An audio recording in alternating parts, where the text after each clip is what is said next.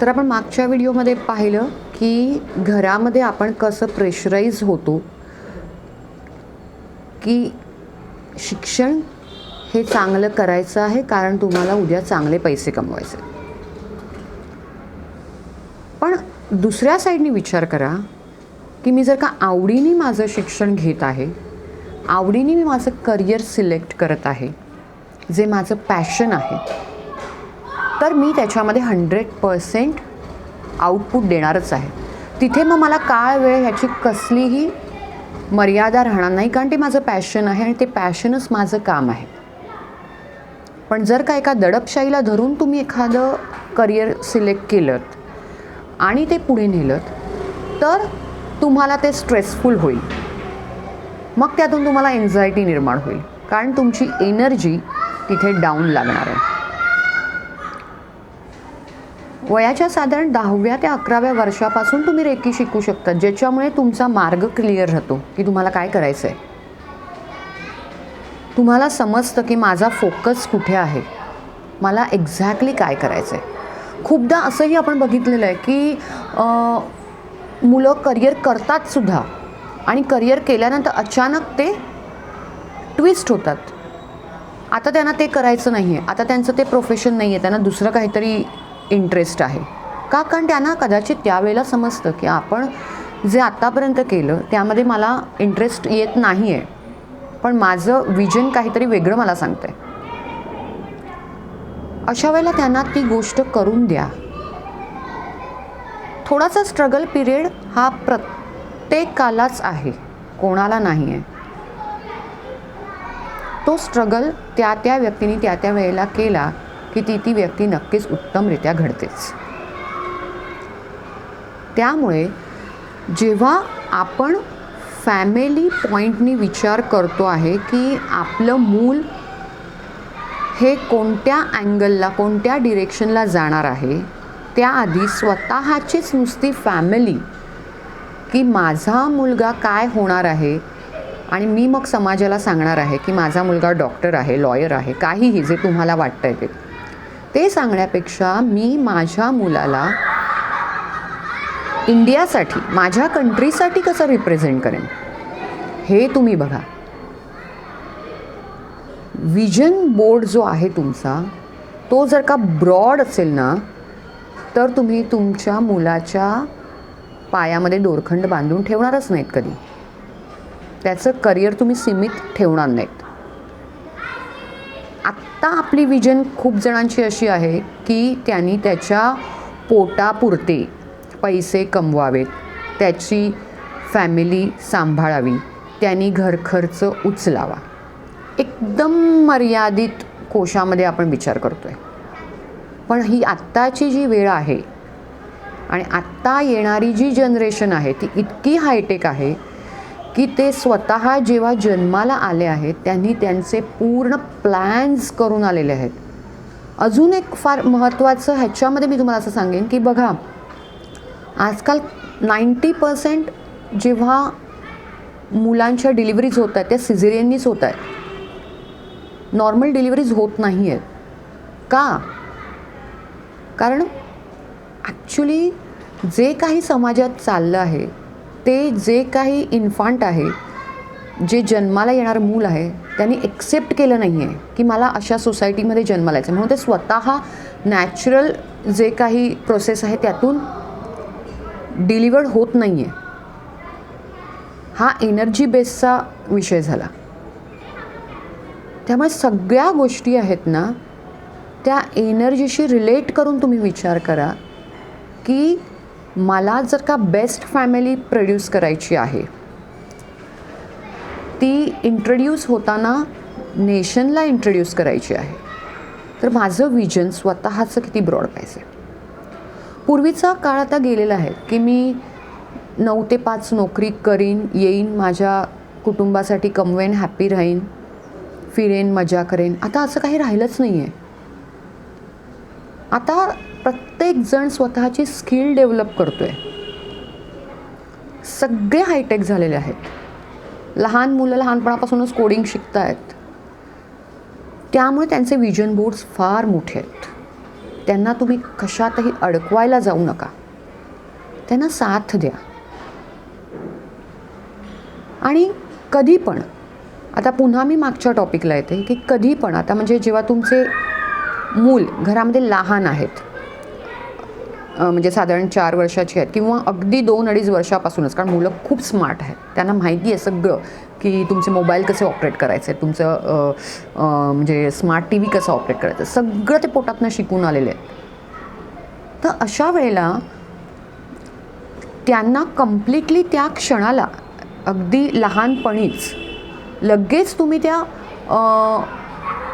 मोबाईलच्या झोनमध्ये ठेवू नका. थोडं अवांतर ठेवा, कारण आयुष्य पुढे त्यांचं त्या गोष्टीशीच कनेक्ट राहणार आहे. आजकाल खूप लोकं मी अशी बघितली आहेत की ज्या आया स्वतःचं काम करताना मुलांचा डिस्टर्ब नको व्हायला म्हणून त्यांना सरळ मोबाईल अगदी 7-8 महिन्यापासून त्यांच्यासमोर असतो. ते काहीतरी बघत असतात, कंटिन्युअस ते काहीतरी बघत असतात. मग त्यामुळे त्यांची डेव्हलपमेंट कशी होते त्याचा पण तुम्ही विचार करा. त्या वेळेला ते मूल काय बघतंय, मग तो कार्टून शो असला ना तरी त्याच्यात वेगवेगळे विषय असतात. मग ते काय बघतंय त्याप्रमाणे त्याचं माइंड डेव्हलप होतं आहे. त्यामुळे फोकस राहत नाही आहे मुलांचा. ह्याला पण कारणीभूत मग पॅरेंट्सच आहेत. तुम्हाला जर का मुलांना प्रत्येक गोष्टीमध्ये कॉन्सन्ट्रेट करायला शिकवायचं असेल तर फोकस डेव्हलप करायला पाहिजे. म्हणजे जेवत आहात तर जेवताना तुमचं ताट आणि तुम्ही ह्याचं कनेक्शन निर्माण करा, तर ते अन्न तुम्हाला रुचकर लागेल. ते अन्न ॲक्च्युली त्या अन्नाची प्रोसेस शरीरामध्ये सुरू होईल. ते खाताना जर का तुम्ही समोर काहीतरी वेगळा शो लावला आहेत किंवा मूल लहान आहे, आई वडील बघतायत टी व्ही शो, पण मूल तो ऑटोमॅटिकली बघणारच तुम्ही काय बघताय ते. तिकडे फार काहीतरी व्हायलेंट चालू आहे, खून हाणामारी असं काहीतरी तुम्ही बघताय, तर तेच संस्कार तुमचे अन्नामध्ये होत आहेत आणि अन्नातून तुम्ही तुमचे ते संस्कार मुलांमध्ये पास ऑन करताय. मग तुम्हाला खूपशी मुलं अशी व्हायलेंट झालेली दिसतात बघा, ती तुमची ऐकत नाहीत. 4 चौघात काही पॅरेंट्सना त्यांची मुलं घेऊन जायला लाज वाटते, कारण ते खूप व्हायलेंट होतात. ते आईवडिलांनाच मारतात सुद्धा किंवा काहीतरी अपशब्द बोलतात. त्यांचा कंट्रोल राहत नाही त्यांच्या बिहेवियरवर. ह्याचं कारण काय आहे तर मेन म्हणजे तुमचा जेवणाचा पॅटर्न. म्हणजे जेवताना मुलांना जे संस्कार केले जायचे पूर्वी ते तसे होत नाही आहेत आता. सरळ आपण ताट देतो, मूल मुलाचं काहीतरी बघत असतं, आई आईचं काहीतरी बघत असते, वडिलांचं काहीतरी वेगळं चालू असतं. पण एकत्र बसून खाताना डिस्कशन, म्हणजे जर का डिस्कशन करण्याचा एज असलेलं मूल असेल तर डिस्कशन करून जेवा. आणि लहान असेल तर त्याला छान काहीतरी तुमच्या तोंडातनं गोष्टी सांगून रंगवून त्याला भरवा, की तिकडे तुमचं कनेक्शन तुम्हाला तुमच्या मुलांशी डेव्हलप व्हायचं आहे. इथे पुन्हा एनर्जीच आली. इथे मदरली टच हा जो एनर्जीचा फॅक्टर येतो तो तुम्ही तुमच्या मुलाबरोबर वापरता. तिथे तुमचं कनेक्शन, तुमचं बॉन्ड तयार होतं आहे.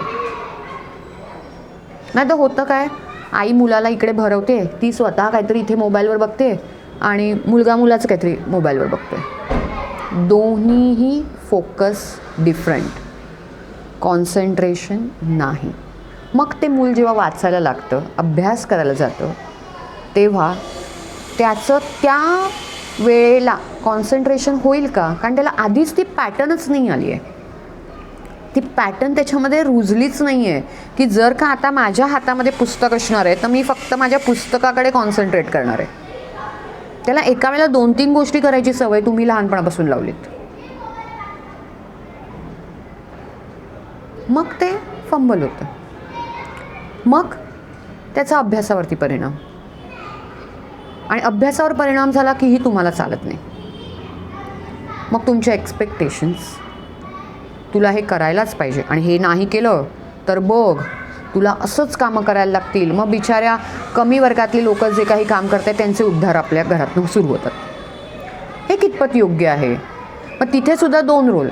एक तर दुसऱ्यांचा तुम्ही इन्सल्ट करता मुलांसमोर, म्हणजे त्यातून एक वेगळे संस्कार जातात, ते राहीलच की म्हणजे ही कामं करणारी व्यक्ती डाऊन मार्केट आहेत, हे असं कधी कधी सांगितलं जातं. पण ते व्यक्तीसुद्धा समाजासाठी किती उपयोगाचे आहेत हे तुम्ही कधी त्यांना दाखवलं आहेत का? त्यांच्यासाठी किती रिस्पेक्टनी बोलायचं आहे हे तुम्ही कधी त्यांना दाखवलं आहेत का?